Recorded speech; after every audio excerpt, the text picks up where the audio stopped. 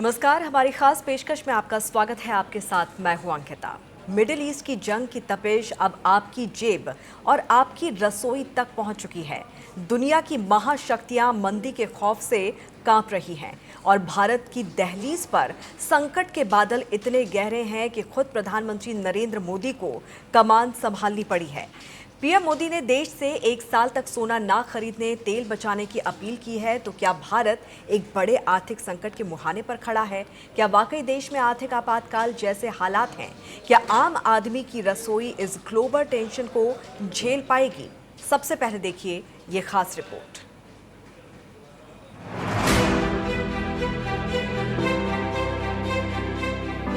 Middle east में भड़की जंग की लपटें अब भारत की दहलीज तक आ पहुंची है।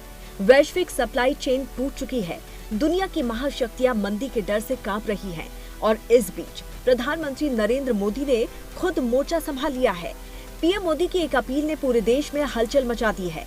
सोना 1 साल तक मत खरीदो, तेल बचाएं और विदेशी मुद्रा की रक्षा करें।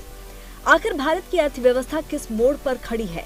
क्या ये किसी बड़े आर्थिक संकट की आहट है या फिर भविष्य की तैयारी?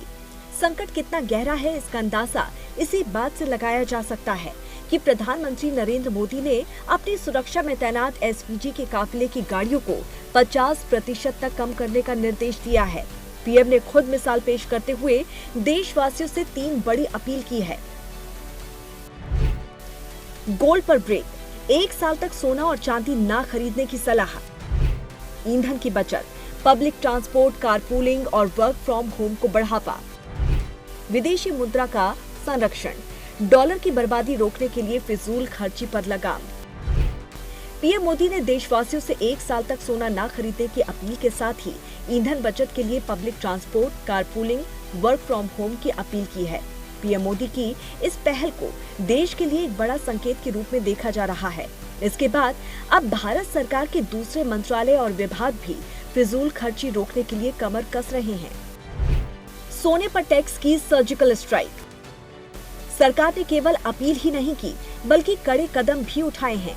सोने चांदी के आयात पर लगने वाली इंपोर्ट ड्यूटी को 6% से बढ़ाकर सीधे 15% कर दिया है। सरकार की तरफ से एक ही झटके में 9% कस्टम ड्यूटी बढ़ाने का मकसद विदेशों से होने वाले सोने चांदी की खरीद को कम करना और देश के विदेशी मुद्रा भंडार पर बढ़ रहे दबाव को नियंत्रित करना है।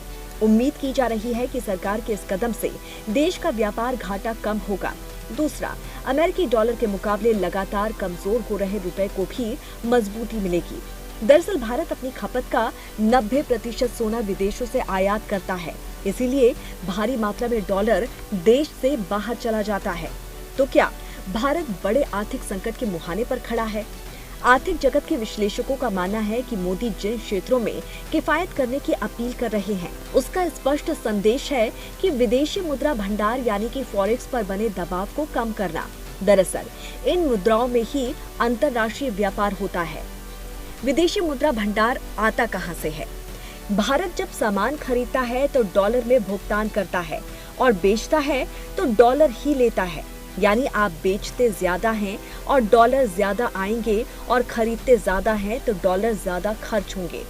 वित्त वर्ष 2025-26 में भारत का व्यापार घाटा 333.2 अरब डॉलर का था।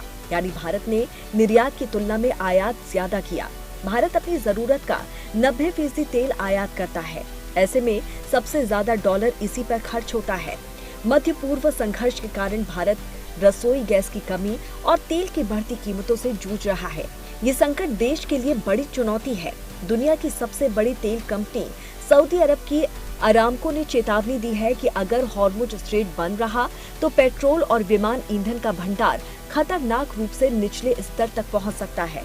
ऐसे में सोने चांदी के बाद अब ईंधन के भी दाम बढ़ने को लेकर तैयार रहना होगा। लेकिन आम जनता पर इसका क्या असर पड़ेगा?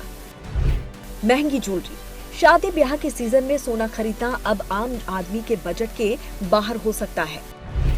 महंगा परिवहन, तेल की किल्लत से ट्रांसपोर्टेशन महंगा होगा, जिससे रोजमर्रा की चीजों के दाम बढ़ सकते हैं।